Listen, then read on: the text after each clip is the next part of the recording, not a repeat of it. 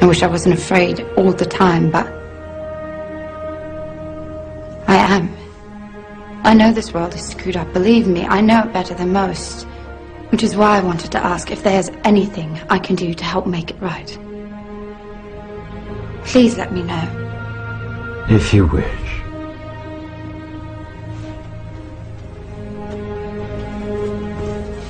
Be very universum vivus vici. By the power of truth, I, while living, have conquered the universe. Personal motto? From Faust. That's about trying to cheat the devil, isn't it? It is. And speaking of the devil, I was wondering if your offer to help was still standing. Of course. It appears that unforeseen circumstances have accelerated my original plan. As a result, I'm in need of someone with some theatrical skill. I'll do my best. I believe you will. We are consciousness. All that is, has been, and ever will be. There is nothing to fear. Whatever happens, we are always that. Mind fears, because it's programmed to fear. When we're conscious, there's no fear in this.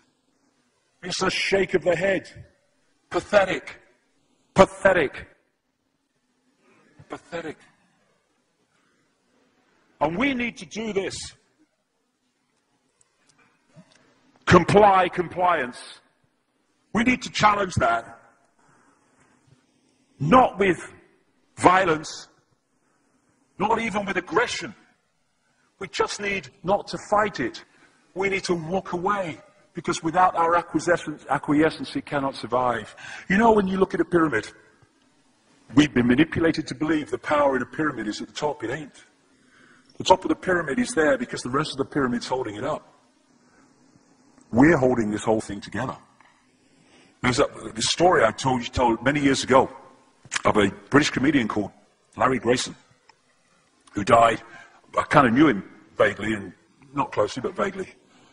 And I went to his memorial service in Covent Garden, and this other comedian did this tribute to his life in which he read out this story that Larry Grayson had told him.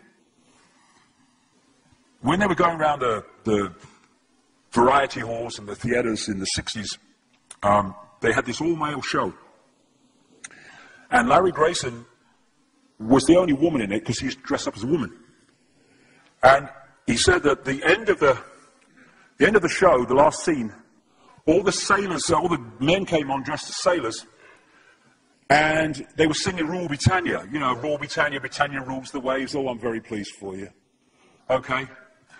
And as it built up, Larry Grayson would come on dressed as Britannia with the helmet and the shield, and he would be manhandled up the side of this pyramid to the top for the big finish. And he said one night, he said things seemed to be going rather well. He said, and then I noticed that a sailor in the bottom left-hand corner had got rather a cough. And this cough got worse and worse and worse to the point where the sailor couldn't stay in the pyramid anymore and stepped out of it. Larry Grayson, symbolic of this elite at the peak of the pyramid, ended up in the second row. And the elite, the power center, had done nothing to bring about this. One sailor, the bottom of the pyramid, had got a cough. And the whole thing collapsed. And I listened to that and I thought, my God, yes, that's it.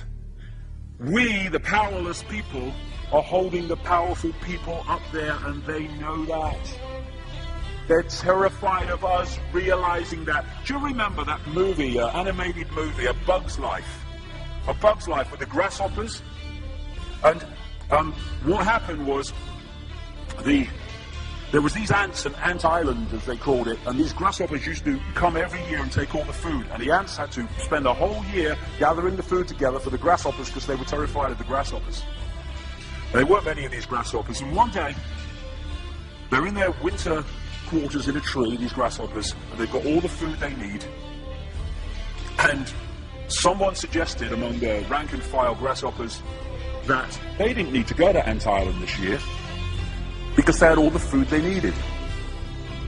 And then out came the leader of the grasshoppers to tell them the facts of life, and the few are going to control the many. It's a wonderful speech. If you ever can see that movie, A Bug's Life, I do recommend it. And he said, basically, They outnumber us 100-1. And if ever they figure that out, there goes our way of life. So we have to keep the pressure on, basically. We have to keep them working, so they don't figure out where the real power is. And that's why this network of manipulation works so hard to keep us in these states. Like I said earlier, what are people leaving foreclosed homes for? Foreclosed by banks that have caused the unemployment that lead to them having to leave their homes. Stay there, refuse to leave, make it difficult for them. Expose them for what they are. We make it so easy, the non-compliance. No longer will we just do it because we're told to do it. Is it just? Is it right? Okay, I'll do it. Is it unjust? Is it not right? I ain't doing it. We start to make the decisions on what we will and will not do based on our values and not some imposition from the dark suits. These people are gonna give me, grant me, or grant me not my freedom. I'm all that is. You can't grant me freedom. No one can grant me freedom. I am freedom. It's what I am.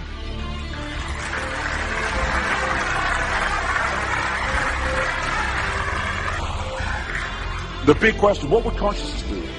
What would consciousness do in this situation? And when we ask that question, it really just changed the way we see the world. Not what would I do, mind, or frightened. What would consciousness do?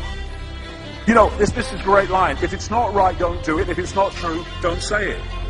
And what would transform this world overnight is if we started doing what we knew to be right in the situations we face, instead of what we think is right for us in the moment. Not what are the consequences for me, or what's the best thing for me, how do I get the best deal out of this? What is right? What is just in this situation? If we started making decisions based on that, the world would transform overnight. These are very simple things. If we want a world of peace, then we need to be peaceful. We don't need to fight for it. We just need to be peaceful, and we'll bring that about. If we want a world of kindness, we need to be kind, and then it will naturally unfold. We don't fight for kindness. As Martin Luther King said, it's a wonderful saying, piece of oratory. Cowardice asks the question, is it safe? Expediency asks the question, is it politic? Vanity asks the question, is it popular? But consciousness asks the question, is it right? And there comes a time when one must take a position that is neither safe, nor politic, nor popular, but one must take it because it is right. And when enough of us do that, what is right will manifest by definition. And we're in this position now where this vibrational change, this energetic change is taking place, where we can start cracking these eggshells, where we can start becoming the full magnitude of who we are, where we can be consciousness in the now, using mind to experience this reality instead of being governed by it, turning the key to let consciousness in. We're being offered this opportunity now. No longer can we say we didn't realize who we are, we didn't know we could do that.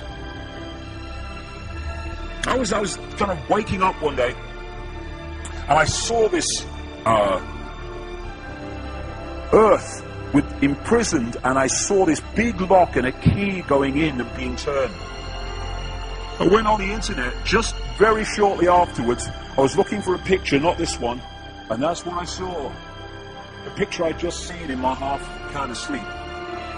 And that's what we're being offered the chance to do now, to turn the master key, or becoming conscious, that will bring an end to this. It's being given to us, we just need to take it. And to take it, we need to say enough. Enough of being enslaved by these people, enough of being enslaved by our manipulated ignorance, enough of being enslaved by the fear of being who we are.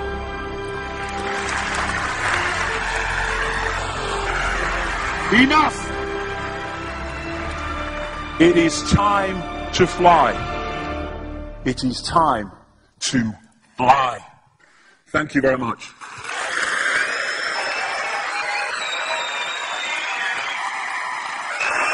Thank you.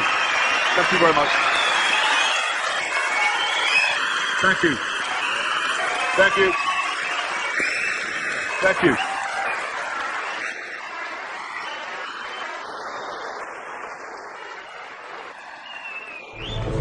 Enemy is approaching fast. Requesting orders. General, what should we do? There's no response from command. Or from party leader Creedy.